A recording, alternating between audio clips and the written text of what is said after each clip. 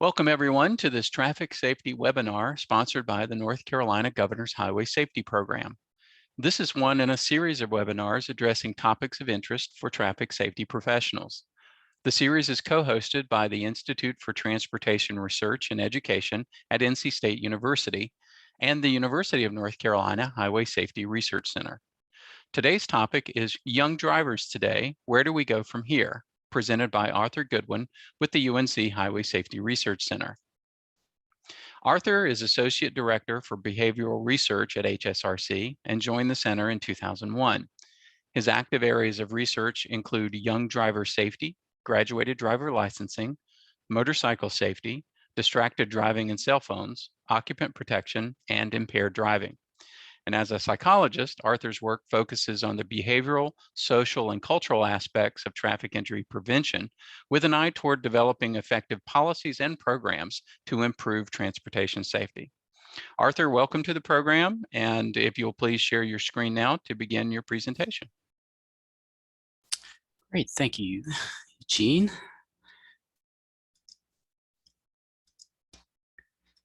All right, all good? All good. Thank you. All right, great. Well, thank you so much. And thanks everyone for joining us today. So again, my name's Arthur Goodwin. I am with the University of North Carolina, a place called the Highway Safety Research Center, where I've been for almost 20 years now. I've studied a lot of different things over the years, but I would say what I've enjoyed most is studying teenage drivers and how we can try to improve safety of teens and help parents of teen drivers and lots of different things around the topic of teen drivers. And so just recently, the past few years, I myself was, how do I advance slides? Hang on just a second. Became a parent of a teen driver myself. So after many, many years of giving advice to others and recommendations, I got to try to do many of those things with my own son. Some things went well, some things not as well. It's definitely challenging supervising a new teen driver.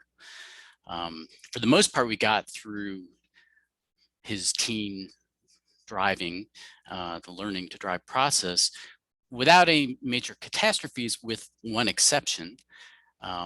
His driving log we kept on the kitchen table because it was just easy at the end of the day to enter any trips that he'd done that day.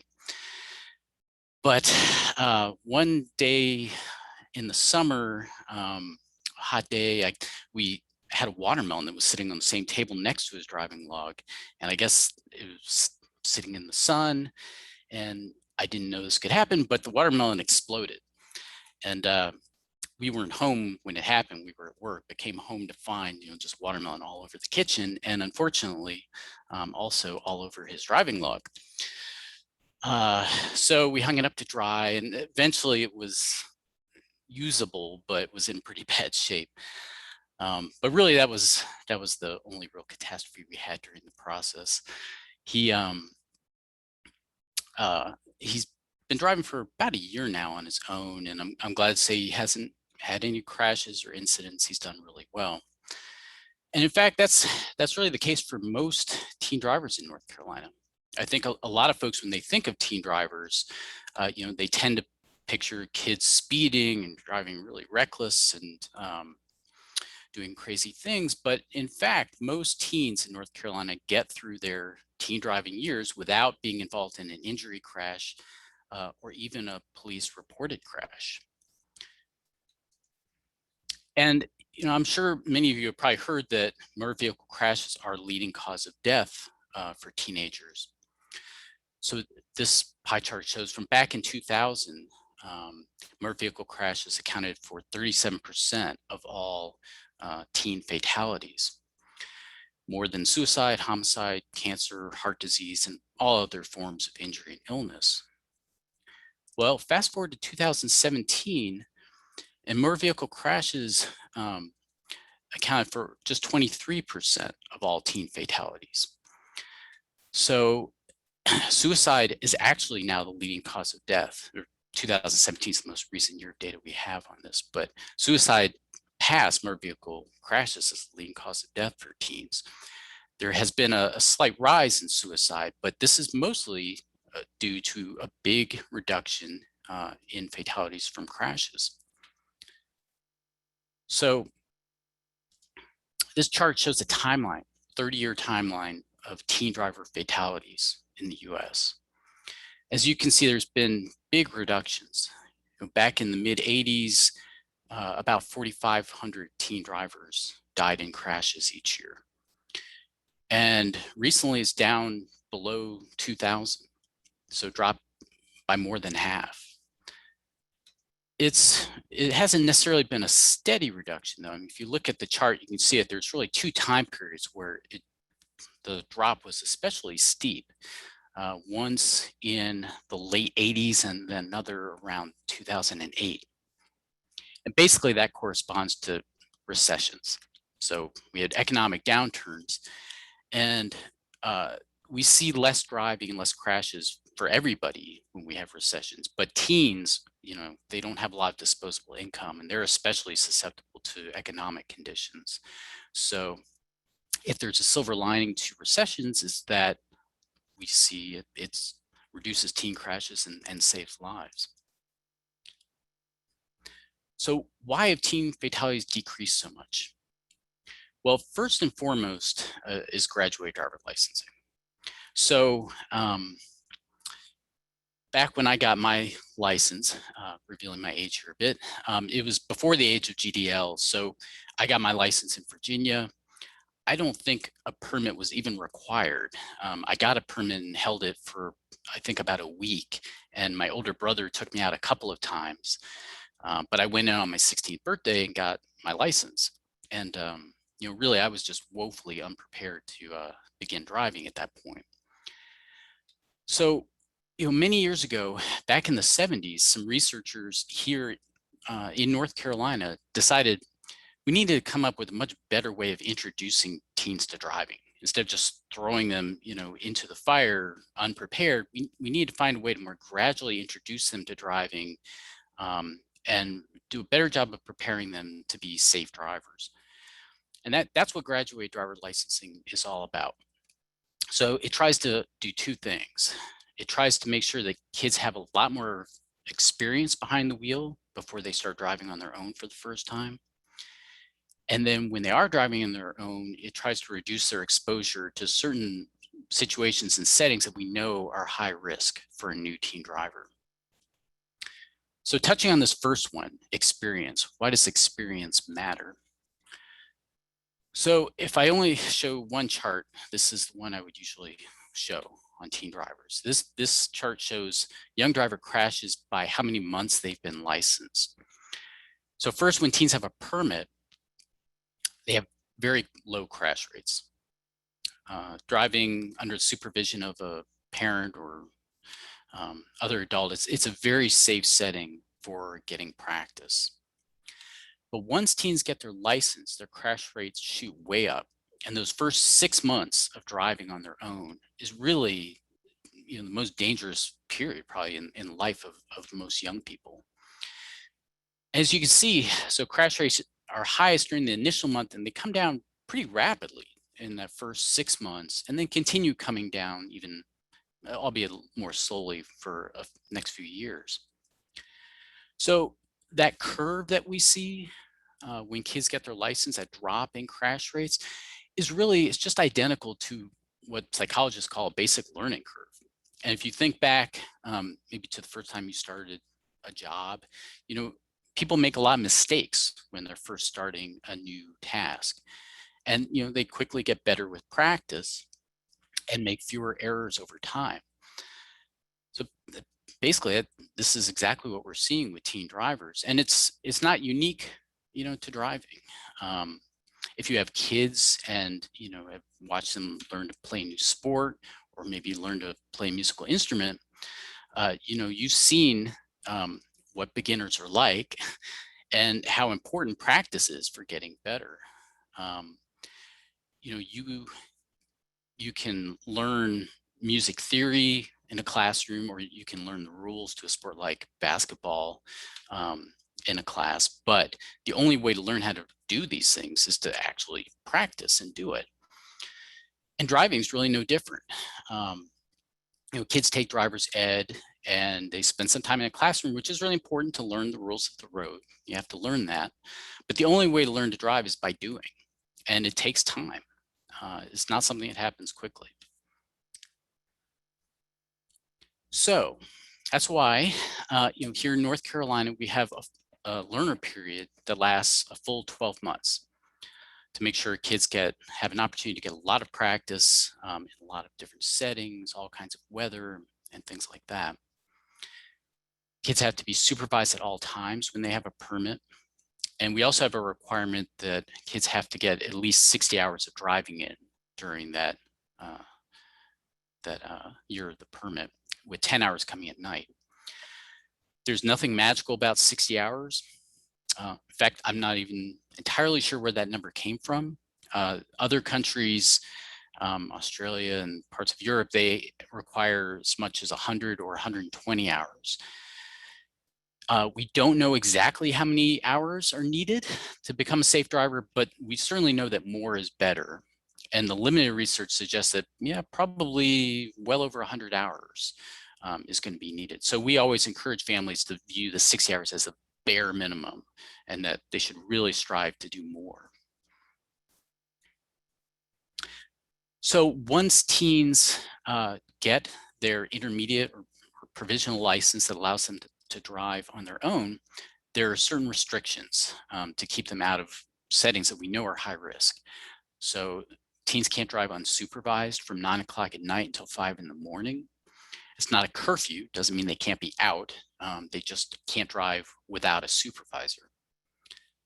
They're limited to one friend, only one teen passenger, and they're not allowed to use cell phones for any purpose. So why do we have the night restriction? Well, this chart shows fatal crashes among teens based on the time of day.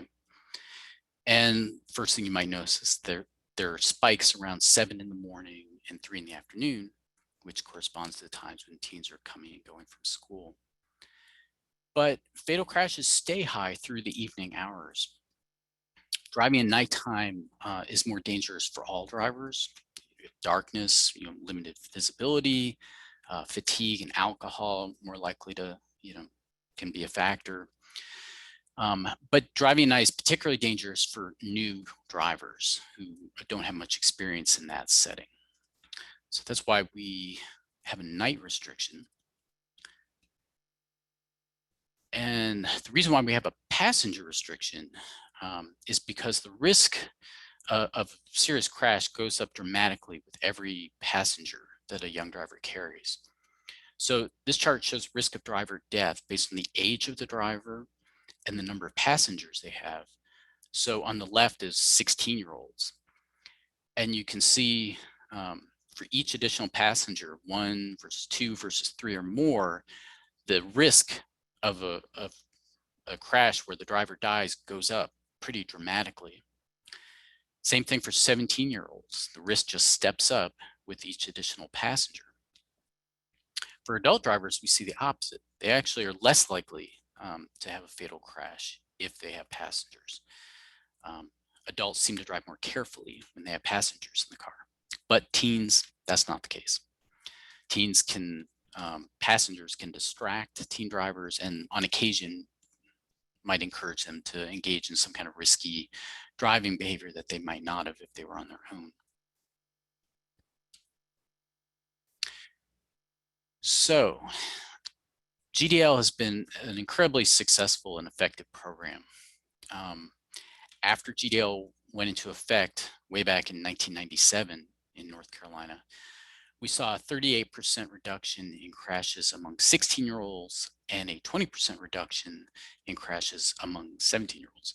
So just big reductions in crashes. I mean, the crashes really, it's like they just fell off a table.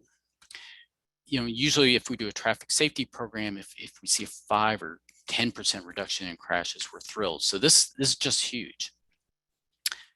And really the main driver, I mean, all the pieces of GDL are important and help contribute to the reduction, but the real underpinnings of it is the learner period. So this chart shows the decline in crashes from before and after GDL was implemented in different states based on the length of their learner period. So states that had implemented a 3-month learner period only saw an average of 4% reduction in crashes. Those with a 6-month learner period saw an average decline of 12%. But states like North Carolina with our year-long learner period saw declines of 30%.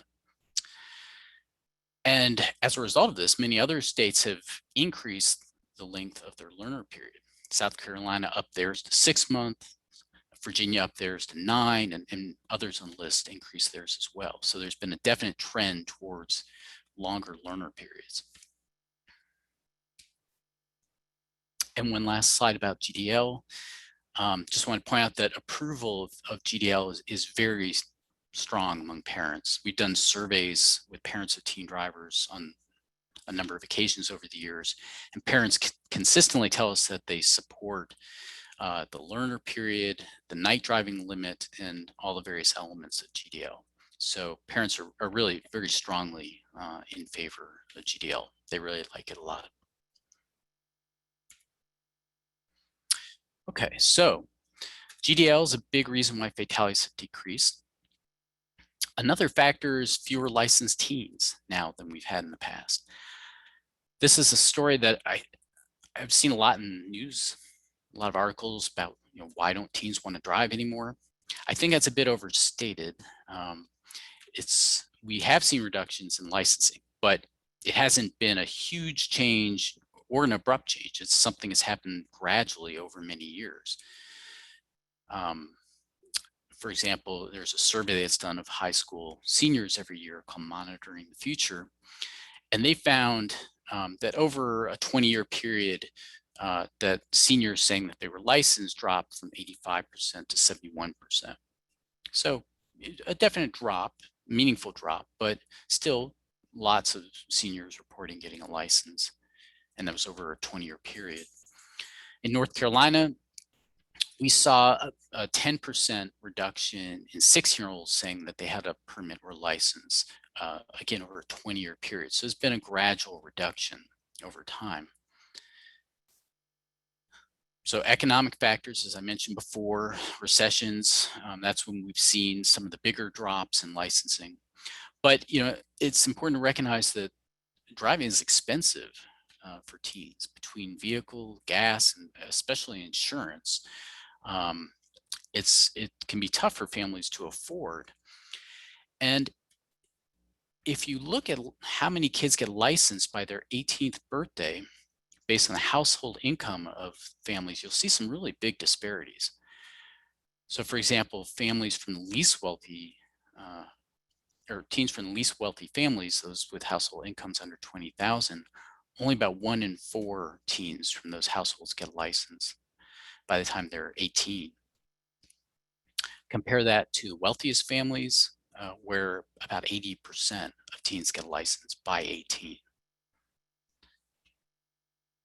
And we also see big disparities based on race.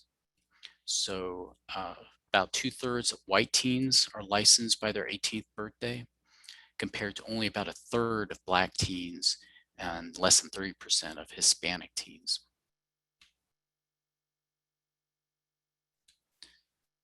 So lots of folks like to point to, the digital world as a reason why teens aren't interested in driving, because they can communicate in other ways through social media, and they don't need to drive anymore. I actually think this comes back to economics again. The teens have limited disposable income, and they have to choose, am I going to spend that money on driving or on the newest iPhone? And I think more and more teens are choosing iPhones over cars. There's also lots of alternatives nowadays for getting around if you don't have a car that didn't exist 10 or 20 years ago. Things like ride sharing, Uber and Lyft, e-scooters, other forms of micromobility. Of course, these aren't available everywhere. So if you look at teens licensure by their 18th birthday based on where they live, you again see that those who live out in the country are more likely to say they get licensed by 18 than those teens who live in towns or cities. So teens who live out in the country have fewer options available to them for getting around other than driving. So we've seen the more teens seem to be delaying licensure. The good news about that is it means fewer crashes and fewer deaths. So we've seen drops. The bad news is that when teens wait until they're 18 or older to get licensed, they're missing the safety benefits of GDL. GDL only applies to those under the age of 18. Once you turn 18, you can go to the DMV and get your license. You don't even have to have a permit. So there's no permit, no restrictions. So they miss those safety benefits once they turn 18. So a number of folks have asked, should we be applying GDL to these older novices? If more kids are waiting, maybe we should apply GDL to the 18, 19, 20-year-olds. So this chart, this is the same chart I showed you before with the crash rates based on months license, but this time it breaks it out by the age that the person first got their very first license. And the first thing to notice is that everybody, regardless of your age, shows that same learning curve, high crash rates when they first start out that come down rapidly. But it turns out that 18 and 19, 20-year-olds actually have higher initial crash rates than do 16 or 17-year-olds. So this would suggest that maybe a extended learner stage might be helpful for these older novices. Now, in the real world, it's not necessarily so easy to apply GDL to these older novices because their life circumstances are different. Many may no longer be living at home. They might be at college. They may not have many opportunities to practice driving or a supervisor who's available to do it. So there's some real world issues that would need to be dealt with, but it does appear that there's a need to find some ways to try to apply GDL to these older novices.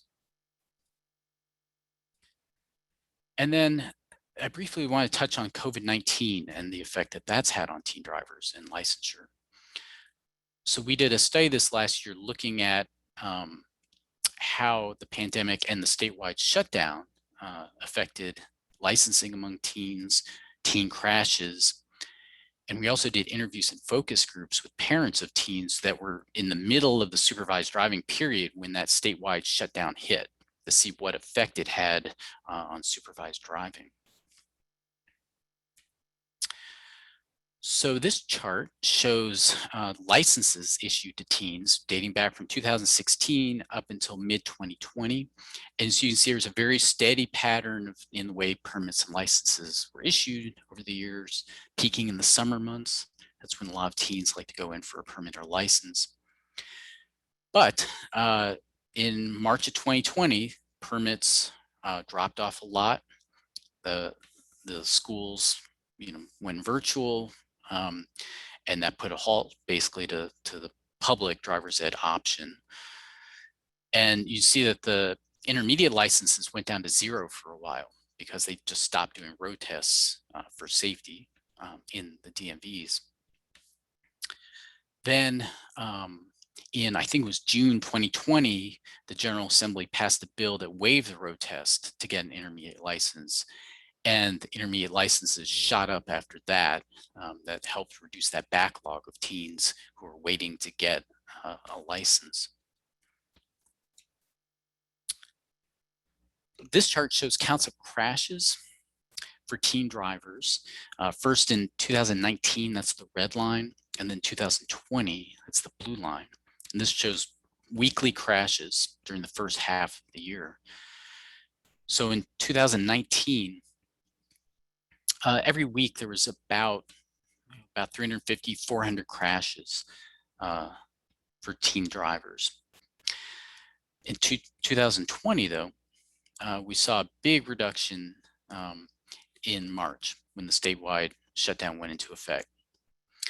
And crashes began creeping back up again in May and June. In July, they still were even a little bit below where they would normally be. Now, big reduction in crashes, this hasn't translated into reductions in fatalities. It looks like fatalities in 2020 actually went up for teen drivers and statewide for all drivers. We're still trying to figure out what exactly is going on with that, why there's less driving happening, less crashes, but yet more fatalities. It seems a bit of a paradox, but I think we're starting to get a hint of some of the reasons, some of the factors that might be at play there. So in our interviews with parents and some of the focus groups, one of the questions we asked was, in the weeks after things shut down, were they concerned that their teen wasn't getting enough practice? And most parents agreed with that. Before the shutdown happened, teens were getting an average of about, they were driving like 3.5 days a week. So about every other day they were driving. And that dropped to just 1 day a week after the pandemic. So, schools were shut down. Most of the activities that teens were doing were canceled. So there just wasn't any place really for teens to drive. Families would have to make a special trip if, they wanted to get the teen some practice. We also asked parents, do you approve of teens getting a license without taking a road test? And here parents were kind of split, like half approved, but half disapproved. And so we also asked them, does the thought of teenagers getting a license without taking the road test make you feel, and a lot of parents feel somewhat uncomfortable with it. And in the focus groups, it became clear that a lot of parents said they felt their own teen was okay, was prepared, and it would be okay if they didn't take a road test, but they didn't feel like other parents were adequately preparing their teens, were really concerned if there's no road test that won't identify those teens that aren't yet ready. So that's kind of where that disconnect is. They felt okay about their own teens, but were concerned about other families and other teens.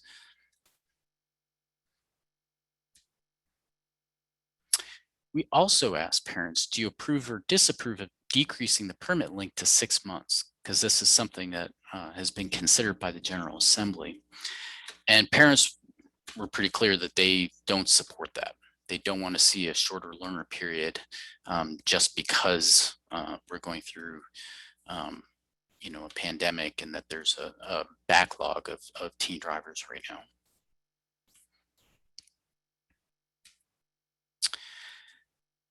Okay, so we've talked about GDL and how licensing has changed over time. I want to briefly touch on the vehicles that teens drive. This is something that's just super important, and almost nobody discusses this.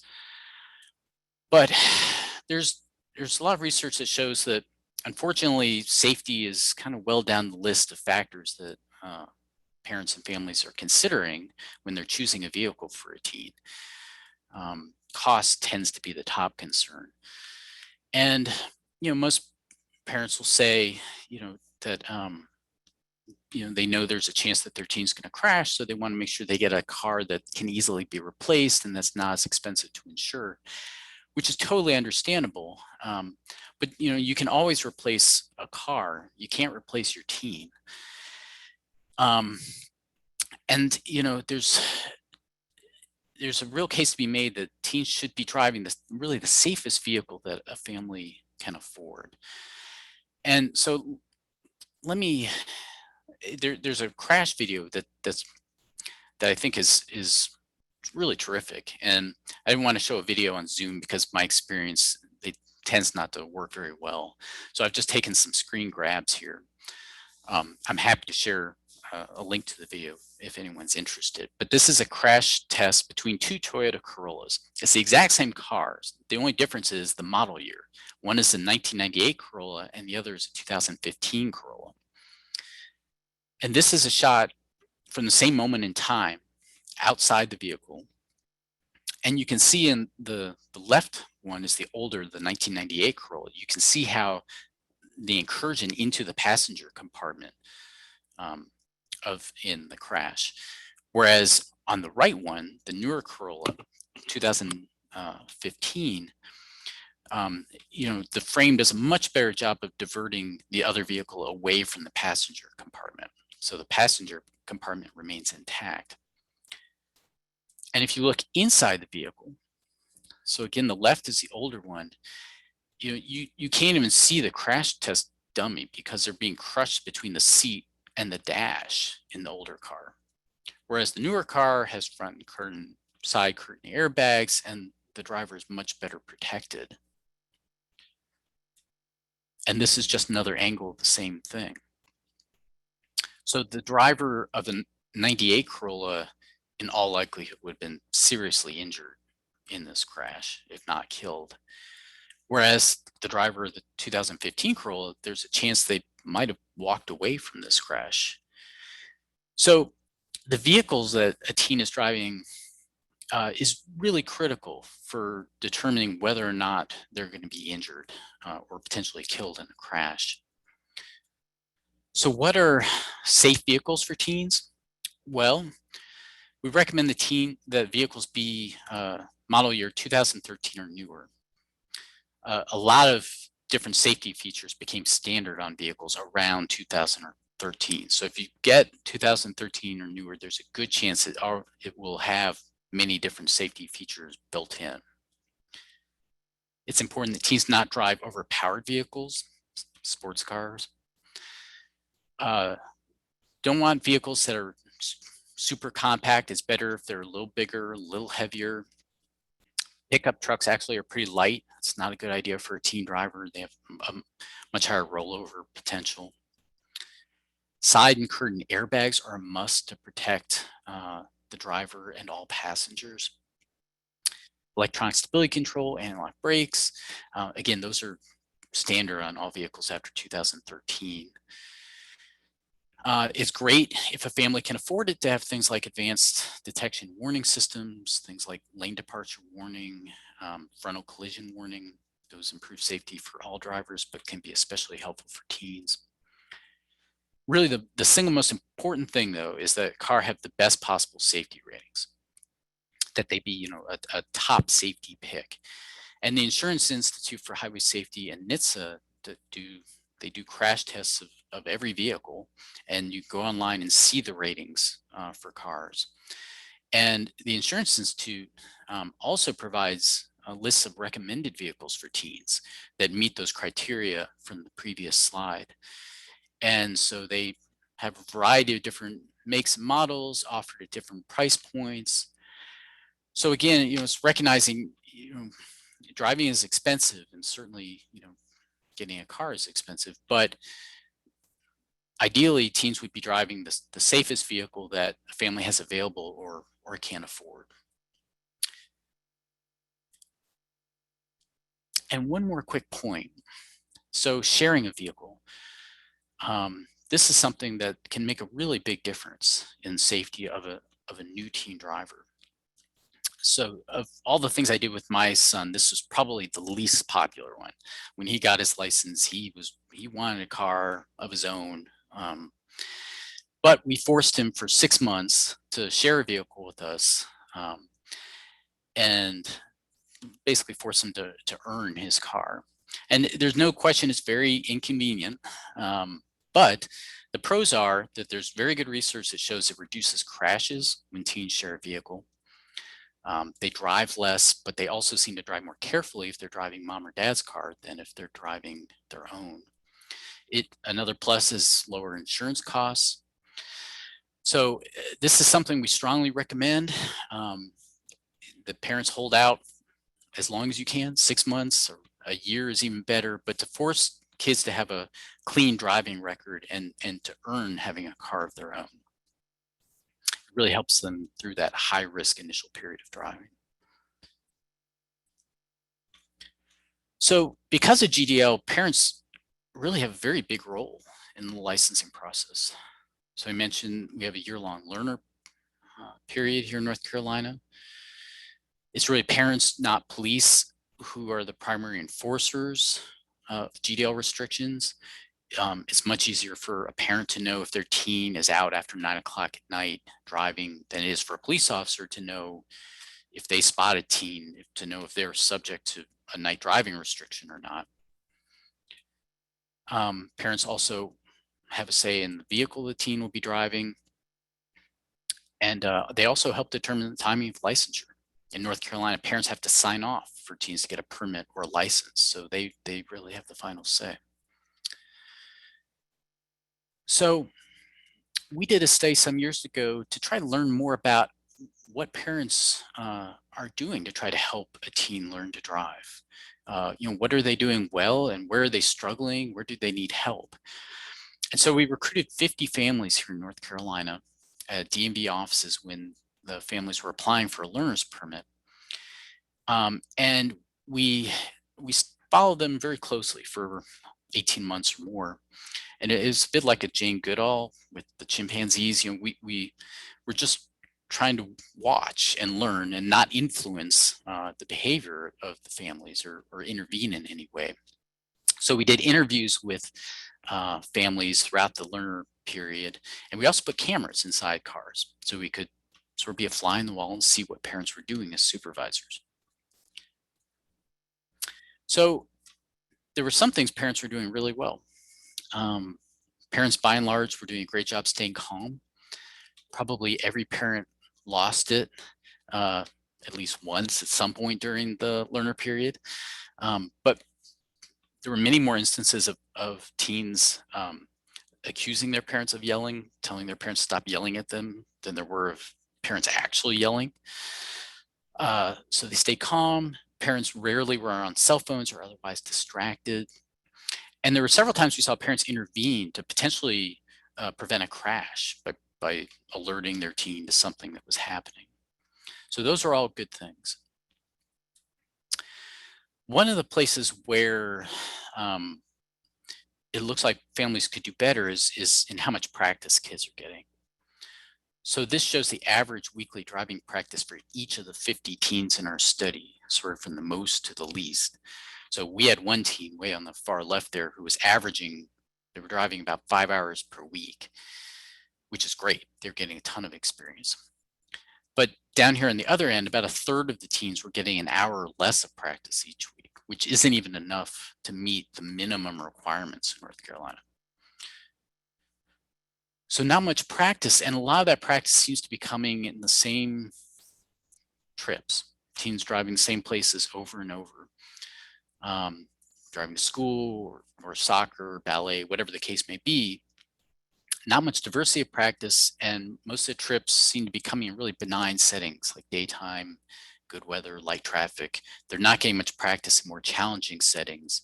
And really you want them to have, say, practice driving in bad weather with a supervisor there to help them the first time they experience that. We also saw some limitations with communication. Parents tended to focus on vehicle handling. By far the most common thing we heard from parents was slow down, especially as kids were approaching stoplights or stop signs. And parents didn't focus much on helping teens develop those higher order skills, things like learning to spot and perceive hazards, to see the world more like an experienced driver does. Instead, they were more just passengers. So how do we help parents of beginning drivers? So lots of states, including North Carolina, for a while, we're passing out booklets to parents of teens. And unfortunately, we know that the vast majority of those materials end up right here. And I like to say, it's not that parents don't care about their teens' safety, it's just that families are extremely busy. And they bring home booklets and other materials, probably fully intending to use them, but they throw them on a table and pretty soon it gets forgotten about until it's too late. So we need to find better ways of trying to motivate parents to do those things that we think could be helpful and important. And we also need to think more comprehensively, because we know that one-shot programs almost never work. Whatever it's trying to address, smoking cessation or weight loss, anything, one-shot programs just never are never very powerful. And we also need to recognize that it takes a long time to learn to drive. So here in North Carolina, the learning to drive process from beginning to end takes almost a full 2 years. And the guidance that parents need is really different at every step along that 2-year process. So early on, one of the things that we recommend is a mandatory parent orientation session. So an in-person class that parents have to come to meet with a driving expert to learn about some things that they need to do when they're supervising their kids. And so we've worked to develop a program called Time to Drive. There's many types of programs out there that have been developed, but this is just one example. And it's a 90-minute class designed for a smallish group of parents, 15, 16. And it focuses on just a couple of key things, trying to encourage families to get a lot of practice in a wide range of settings, helping parents focus on those, helping their teens develop higher order driving skills, so learn to perceive hazards, things like that, and encouraging families to choose a safe vehicle for the teen. So really the whole thing just focuses on those main goals. And it's designed to be very engaging. There's no lecturing. There's a lot of discussion and problem solving, and parents view clips from the study, that the driving clips that we recorded from our cameras in vehicles study. And we get parents talking about the driving clips. What did parents do well? What might they have done differently? That sort of thing. So we evaluated the Time to Drive session in Johnston County with support from the Governor's Highway Safety Program. We picked Johnston County because that's the only county that I know of in North Carolina that currently requires parents to come to an in-person class. And they were good enough to let us randomly assign families to either their class or our Time to Drive session. And then we did interviews with parents and teens once they were out there doing supervised driving to see if it had any outcomes on behavior. So the parents that participated in the Time to Drive session were a lot more likely to endorse statements like, I felt prepared to supervise my teen's driving, confident they know how to talk with their teen, understand why practicing lots of situations is important. So all well and good. But we were really interested in changes in behavior, not just knowledge and understanding. And so we found, when we interviewed teens, we found a lot of differences between the Time to Driving comparison group and how parents were communicating with teens. So for example, in the Time to Drive group, the teens were more likely to say, when I'm driving, my mom, dad tells me ahead of time what I need to do, which is great because that's one of the things we were encouraging the parents to do. But they were less likely to say, my mom, dad yells at me while I'm driving, so also good. So we saw changes on improvements in communication in the Time to Drive group. Driving practice, no differences at all between the groups in terms of how much, where, or when teens were driving. So we've gone back to the drawing board and tried to make some improvements to the program to really hammer home the importance of diverse driving practice. And just a quick slide to point out that, in fact, most parents are very supportive of these kinds of programs, even requiring parents to attend a program. I think there's a belief that there's resistance out there. Parents don't want to come, but in fact, they are quite willing. They're interested in getting some guidance. So near the end of driver's ed is a great time for an end of course debriefing with the driver ed instructor to remind parents of those things they need to be doing while supervising their teen. And then during supervised driving, it's really important to maintain contact with parents and continue to provide support and encouragement. And one of the ways we've developed to do that is we've created a smartphone app that we also call Time to Drive. That's designed to be used by families during supervised driving. When they start a trip, they just press the start trip button and the app automatically records how much, where, and when the teen drives.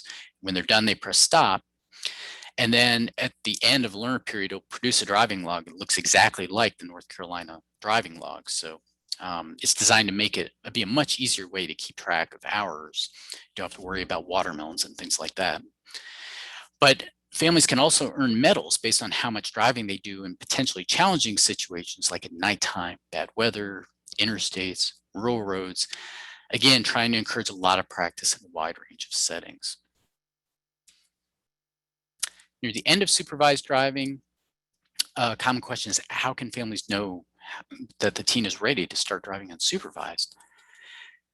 We've created something we call a Readiness to Drive worksheet that parents can fill out at different points during the learner period. It presents a number of different situations and settings and asks parents, how comfortable would you be with your teen driving without you in the car in that setting? And for those settings where parents wouldn't feel very comfortable, that might point to where teens need more practice. So for example, if the parents aren't comfortable with their teen merging onto an interstate highway, that might suggest that families need to go out, make a special trip, get on and off the highway a bunch of times until families feel more comfortable in that setting. And then near the end, or once teens, families make that transition to unsupervised driving, we've developed a number of materials to help families, such as a driving agreement and some guidance on how to enforce night passenger restrictions and how to choose a safe vehicle for a teen. So I think this is actually probably a good place to stop or pause. And let me throw it back to you, Eugene, to see if we have questions at this point. Arthur, thank you. We don't have any questions. Oh, and just as I spoke, a question popped in Q&A. And Arthur, if you want to open up your Q&A window, you can see this, but I'll read the question for you. The comment in the question is, you showed the percent of teens licensed by rural versus urban area. Have you looked into which setting is safer for teen drivers? Rural areas are faster speed, so accidents may be more fatal, but urban areas can be more confusing and have vulnerable pedestrians. Yeah, very good question. I think you kind of answered the question in what you've put here. So yeah, so teens do a lot more driving in urban areas. There's more teens in urban areas, but rural roads are clearly more dangerous, not just for teens, but for all drivers. You do have higher speed limits, and here in North Carolina, say unlike a state like Kansas where they have cornfields off the side of the road, here we have a lot of trees. And so there's a good likelihood you're going to hit something if you leave the roadway. So rural roads are very dangerous and have much higher fatality rates. Urban areas have more crashes, but they tend to not be as serious because the speeds aren't as high. So thanks. Yeah, that's a very good question. Another question we have about the Time to Drive app. Where do you get that app? This person did not see it in the App Store. Yeah, so it's not currently available. It was available for a period of time while we were testing it with families. We were collecting data and seeing how well it worked, if families liked it, and if any problems or issues came up. And so we didn't have, unfortunately, any funding to maintain the app after that study, and it needs to be updated to the new operating system before we can repost it again in the iTunes store. But we're working on that right now. We're hoping to get some support for that app so we can make it available once again for parents. Very good. Thank you for those questions. Please continue to submit questions to the Q&A or raise your hand. We've got a few minutes left in our presentation. I know you've got a few additional points that you might want to make, or do you want to take another question, Arthur? How many law enforcement officers do you think are online today? Do you have a sense? I don't have that statistic, but if there are any law enforcement officers out there, you could click the raise your hand icon. We could do a quick poll. Oh, there's at least a couple. Okay. Up 7, 6. Okay, so we've got at least a half a dozen law enforcement out there. Okay. How about I show a few more slides that are really specific to law enforcement and teens? Yes, please. Okay. So So some years ago, we did a study where we looked at specifically issues related to enforcement and graduate licensing and the role of police in enforcing GDL. So we did interviews with 600 families here in North Carolina, and also interviewed 20 officers from different agencies and jurisdictions from across the state.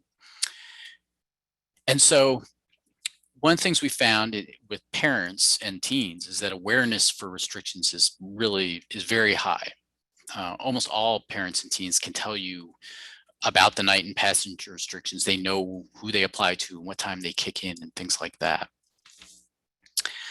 We also asked about perceptions of enforcement. So for example, in the night restriction, teens thought that police enforce the night restriction fairly often or rarely. Those were probably the most common responses.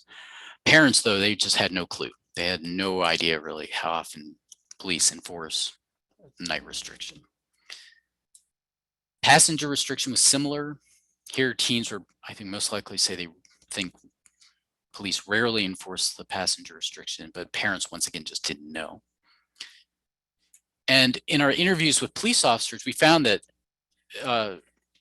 basically every officer said they liked GDL, they thought it was good and important, but the police officers were much fuzzier about the details of GDL. They didn't always know what the restrictions were and who exactly they applied to and what the exceptions were. And we couldn't find any examples of any special GDL enforcement activities that were taking place anywhere in the state. So we tested out a high visibility enforcement program in Guilford County with teens. So basically this was just modeled after clicker ticket. It's doing checkpoints in and around high schools near the time that high schools let out, and tried to draw as much attention to that activity as we could, providing lots of information in the schools in Guilford County. It was a joint effort of the Guilford and High Point Police, Guilford Sheriff, and Highway Patrol. And we also offered training to officers to make sure that they were up to speed on GDL and all the different components. And we found in doing observations of teen drivers before and after the enforcement, we found that the number of teens carrying multiple passengers dropped, which was good. So fewer violations of the passenger restriction. Definite increases in perceptions of that police were out there enforcing GDL, and teens who knew somebody who got a ticket. But generally, I'd say from this study, we found out that awareness and compliance with GDL is already very strong, even without enforcement. It's possible to make additional gains with enforcement, but given the level of effort that's required, it's probably best to target the enforcement at the highest risk times and places, like maybe weekend at nighttime. So I know we're coming down at the end of our time, so I will pause again to see if there are other questions related to this or anything related to teen drivers. Arthur, thank you for that additional comment. That additional content. We do have another question in queue. You started to touch on this a bit earlier slide, but the question is, we're seeing more and more kids just not getting their licenses until later in life. Any ideas why that is? Yeah, so I think we touched on some of that. There's, for many, it comes down to economics, but it just doesn't seem to be necessarily the same priority. There's more alternatives now for getting around than there used to be, especially if you live in a city. So yeah, again, but not to overblow it, most teens are still choosing to get a license. We've seen a drop, but it hasn't been as large, I think, the media and as has been publicized. All right, thank you for that question, and thank you to everyone whose questions today. We are getting close to the end of our hour, so Arthur, I'm going to go ahead and take over screen sharing to bring up our closing notes. the way everyone can see that. So first of all, I want to very much thank Arthur again for your great presentation, and thanks to everyone who joined us today. If you do have some additional questions, take a moment and put those in Q&A. We'll try to get a response to you by email after the webinar, and also use Q&A before you leave to share any suggestions you have to which can help us improve the webinar series, including future topics. We just got a question popped in about the recording, and yes, we are recording today's webinar. You'll get a follow-up email soon after the webinar with the link to the recording in case you missed any part of it. And including in that email are going to be some links if you would like to get a certificate for participation in the webinar. There'll be a link in there that you can request a certificate. And this webinar is awarding 1 PDH for professional engineers. If you would both request your certificate and be sure and click on a link to fill out the NC Bell's evaluation in that same email. So again, watch for the follow-up email that'll be coming after the webinar with a recording link and links to request your certificate. And if you're a professional engineer, a link to the NC Bell's evaluation. We invite you to join us again for other traffic safety webinars that are planned for this series. These are posted on the Traffic Safety Conference website. And the link is there on your screen. This will also be in the follow-up email. So check those out. Go ahead and register those. We've got several of them programmed. Our next one will be coming up in May, but all the way through August and maybe even into September. We've got lots of topics. So we hope you find one in there that's of interest to you. And on that same website, we'll have some information posted soon about our next North Carolina Traffic Safety Conference and Expo, which will be held next August. We hope you will plan to attend that conference. We certainly invite you to propose topics for presentation. Follow the link on that website for presentation proposals to submit your ideas. And with that, I want to thank you again for joining us today. And until next time, goodbye for now.